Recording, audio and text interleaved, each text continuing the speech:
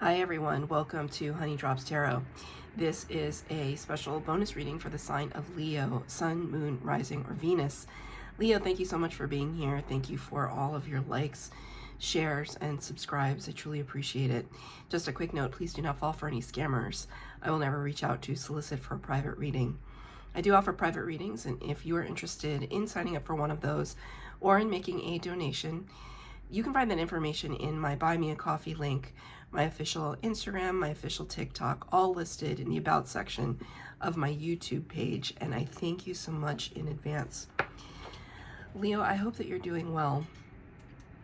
Right before I turned on the camera, it started to snow, just ever so slightly where I am, and these days my area doesn't get a lot of snow, so I took that to be a sign in your reading right now, as this reading is all about what we're trying to alchemize for ourselves at this time. With the snow coming for a fire sign, it almost signals to me that you're looking for a complete shift in your approach to something, that there's like almost a quieting or a dampening of the fire. It's not to say you're dampening your light by any means, but there's something right now that requires a more subdued approach, something quiet, something a little less intense, because you know that that kind of approach will benefit you and perhaps a lot of other people as well. So that's just an intuitive message that came through. I'm going to be using two decks for your reading today. The first one is the Wild Unknown Alchemy deck for the overall energy, and the Pulp Tarot for your tarot reading, which is a deck I haven't brought out in a minute. Cards have been pre-shuffled. This is the overall energy for Leo, Sun, Moon, Rising, or Venus. What are they alchemizing? Wow, this is quite beautiful. Soror Mystica, or Mystical Sister. Mystical Sister. Isn't that funny? I think these are supposed to represent stars. But for a split second, I was like, oh, it's snow.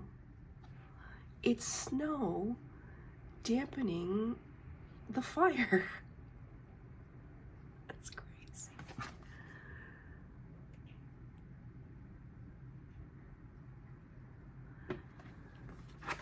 That's crazy to me.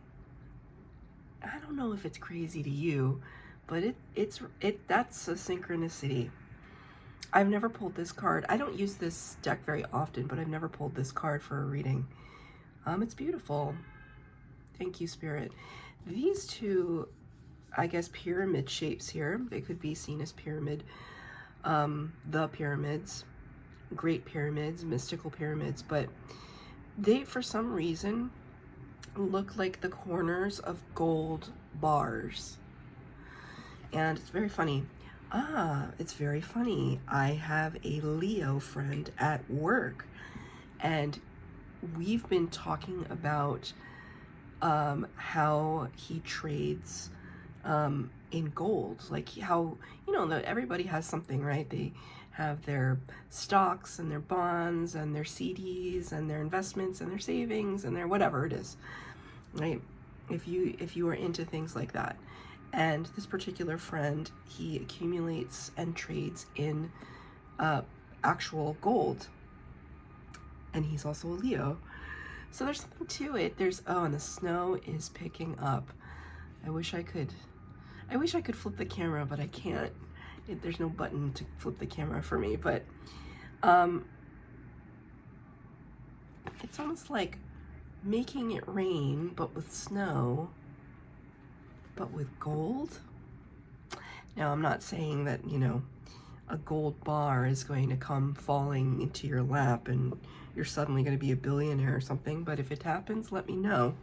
Don't forget the little people. But I do feel like there's something precious. Gold, when I think of gold as like a commodity or like a raw material. It's very precious. It's very useful. It carries with it a lot of meaning.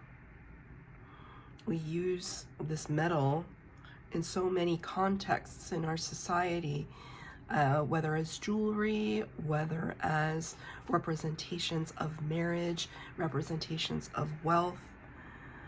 And yet, in all of this, the moth energy and the flame energy, they seem so simple, right? Like with the gold, it's kind of like we ascribe meaning to it, right? We didn't have to make gold into something that was a high commodity. It just is a material that we learned how to use in such a way. But if no one had ever discovered gold, or no one ever put it together that gold was a thing, then it wouldn't be a thing, right? So there's some kind of there's an oppositional feeling that I feel between these two elements and these two elements. It's almost like if these were to get closer and closer and closer, they would separate the moth and the flame. And the moth and the flame want to naturally be drawn towards one another. Moth energy, as defined by one of the great tarot readers on YouTube, San Tarot, she always talks about the moth energy as the unconscious, the underworld, the psychic realms. Very powerful psychic energy. So I feel as though there's something right now that you could be drawn to, but that there might be some kind of alluring distraction getting in the way between you and your goal, right? And how do you subdue that distraction? Less with fire and more with snow, with subtlety, with quietness. I feel a whole sense of quietness. Okay, mystical sister. That's very interesting. I'm not really sure what that's referring to in terms of what the book is going to say, which I will read from at the end, but kind of suggests to me that you know, these kind of soul beings that are connected to your soul family. So there might be somebody in your life that you feel like is kind of a comrade on this earthly plane, that kind of stands by your side. And I have a sister, and I'm very close with my sister, so there's nothing quite like a sisterly bond. So I feel that bond right now. I do also want to point out, however, that the moth being attracted to the flame is ultimately one that can seem very self-destructive. It's the death drive, it's the impulse. Why does the moth do that? Why doesn't the moth see what its impending doom is? There's probably a scientific explanation. I don't know what that explanation is. You might want to look that up. There's a lot of turning things on their heads with this energy. So whatever it is that you're going after, you're trying to figure out the best approach right now. So I'm going to get 3 cards for the base spread, 3 cards for clarifier. This is just an overall reading. There's no past, present, future. It's just channeled messages from Spirit.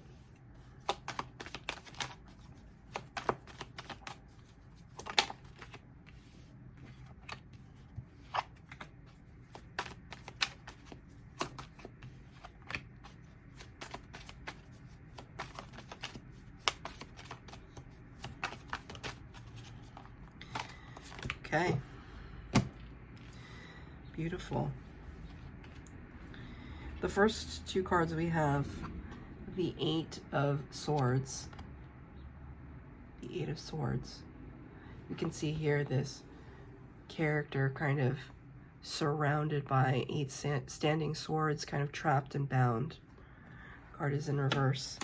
And the Empress, number 3 of the major arcana. This is Taurus energy, the master attractor, the power of all 4 queens of the tarot.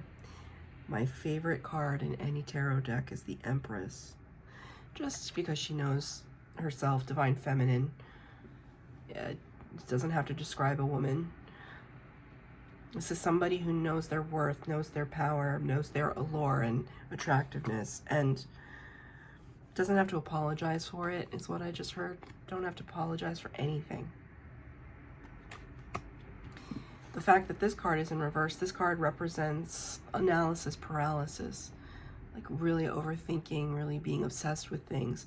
And when the card is in reverse, it's kind of like we're lifting our stress level of whether or not we deserve things, or whether or not we can accomplish certain things. How's everything going to work out in the end? How are people going to judge me for this? All of those kind of tricky energies, you're no longer paying it any mind, I feel.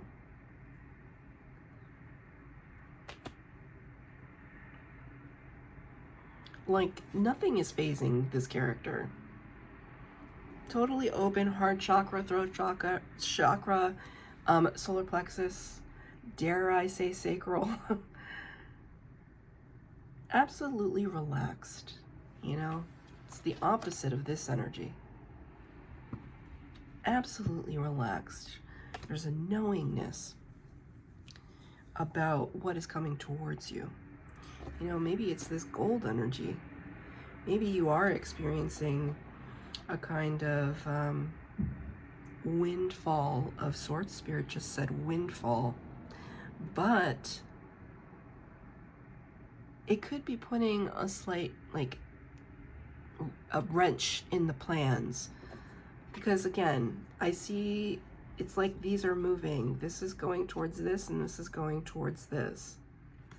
So it's like if there is some kind of windfall or abundance, it might be disrupting some natural flow that you had towards a goal. So, okay, I'm getting a very specific scenario, and it's just an example.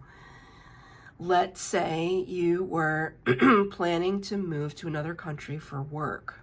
Excited about it. It's fantastic opportunity and raring to go. And then all of a sudden, your great aunt 3 times removed passes away. This is just an example. Nobody's great aunt 3 times removed is passing away. But let's say that happens, and then they leave you their entire estate, which is an absolute fortune. This is just an example. So what do? Because you have to address that. You conceivably never have to work again. You've just inherited an estate. You have a house to live in, you have land, you have belongings that are worth millions. You never have to work again, but this might have been your dream job. It might have been the thing that you were inexplicably drawn to. And now there's a pause in that energy because something has come in between. So that's just a very specific example that Spirit gave to me to illustrate my point. Okay, it's something that you attract towards you, but it throws a wrench in the system. Right, so you have to make some decisions. With the 6 of Swords here, right? It kind of let's keep with that storyline for just a second. 6 of Swords in the upright talks about moving away from a situation where things might have been a little too intense, moving away to something calmer. When the card is in reverse, it's almost like there's a stagnancy, a stagnant energy. We can't quite move right now. And it's clarified by the 5 of Wands in the reverse.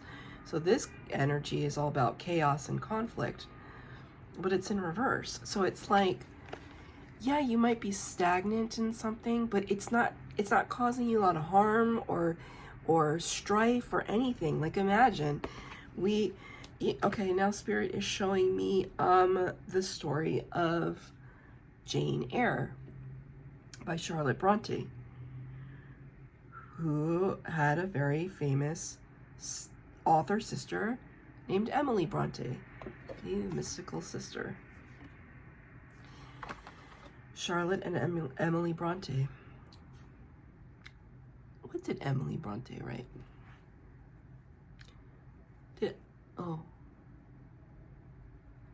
What did Emily Bronte write? Wuthering Heights? No, I can't remember. Anyway, in Jane Eyre, in the story of Jane Eyre, Jane is literally penniless. And she grows up in an orphanage, and she ends up being a governess for Mr. Rochester, who is filthy rich, and he's a jerk in the beginning. And of course, I mean, I feel like people are familiar with the story of Jane Eyre, but like, they fall in love, chaos ensues, she runs away. I really think that that's a twin flame story, but that's for another day. Anyway, while she's away, Jane Eyre discovers that she's an heiress. So she went from like no money whatsoever, nothing to her name, except like one single coin in her pocket, to literally being an heiress and having a crazy amount of wealth. So it's not that it's a bad thing, but it like changes a worldview almost.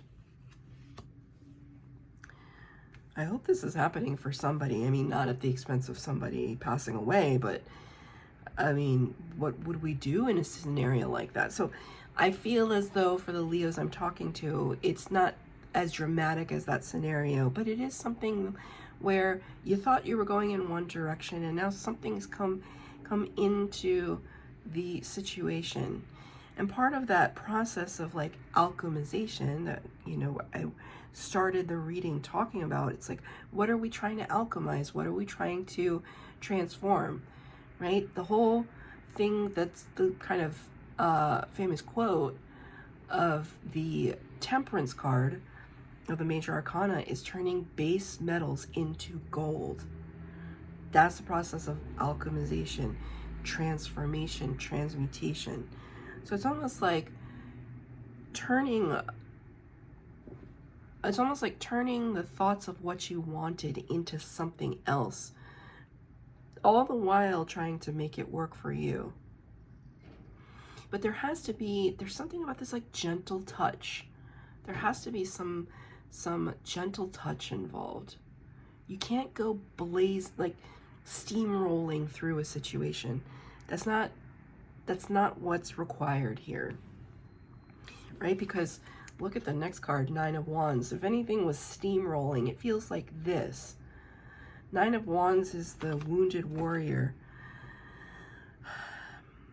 you know, tenacious, but really having to be on guard, like having had to be on guard for such a long time. Sorry, it is very, very, like the snow is making it very dark outside, so I just want to turn on a light.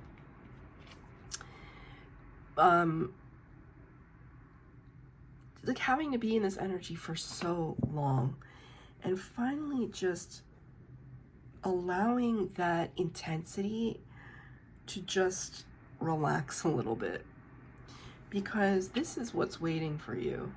The Sun energy, Major Arcana, number 19, the best card in the deck, the best. And it represents Leo energy very strongly. The Sun is illumination, clarity, abundance. Couldn't ask for anything better. This is what's in store for you, Leo. But it does require this delicate hand. Get one more card of clarifier for the Sun energy, what's coming towards Leo. Wow. Look at that.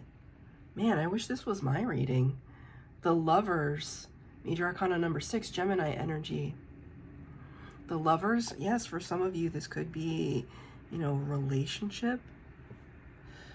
A relationship sometimes throws a wrench in the plans, doesn't it? But it's a wonderful thing, but it's just like, oh, now I'm thinking for two. You know, now I'm having to let somebody know where I am all the time because they're worried about me, whatever. I mean, or the Lovers can be about a choice point, having to make choices. Could be talking about some great passion that you have, passion project. Lovers and the Sun. It's gorgeous, high vibrational energy. But I do see here that here's that snake in like the Garden of Eden. It's this sense that, again, let's not be heavy-handed. This could also represent the year of the snake, which we are in now for 2025. That might resonate for some of you. What is Spirit's advice? Four of Wands, Knight of Pentacles. I think this is that divine counterpart for some of you coming in. Knight of Pentacles is very authentic energy, very authentic offers. The Four of Wands is a card of celebration, of firm foundation, portal energy. Right? We can see here that we've built something that we're proud of and everyone is gathered around. So Spirit is kind of saying, this is like cool as a cucumber energy, like very, very suave, not bothered. Thank you, Spirit. Celebratory and not bothered. So stay the course. That's what Spirit's saying. Stay the course. I'm going to read from the book.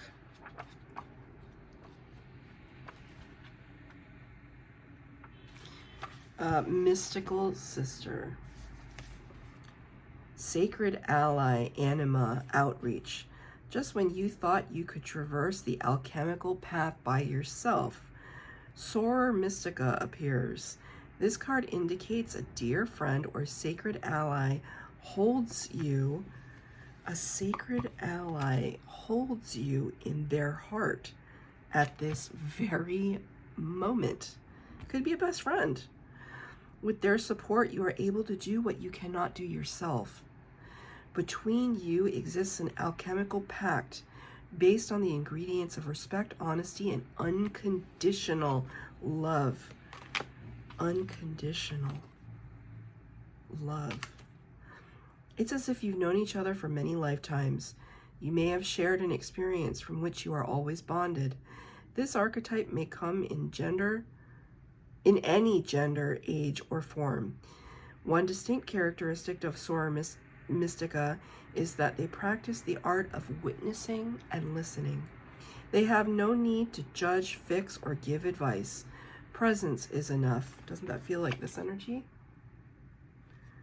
They have no need to judge, fix, or give advice. Presence is enough. When this card appears, tend to the flame of friendship. Be a mystical sister to another. That's really beautiful energy, kind of cozy, a cozy feeling I get for you, Leo. So that's your reading, Leo. I hope that it resonated. If it did, please like, share, subscribe, and comment down below. Please hit the bell notification to be updated as to when I post new readings. Thank you, Leo.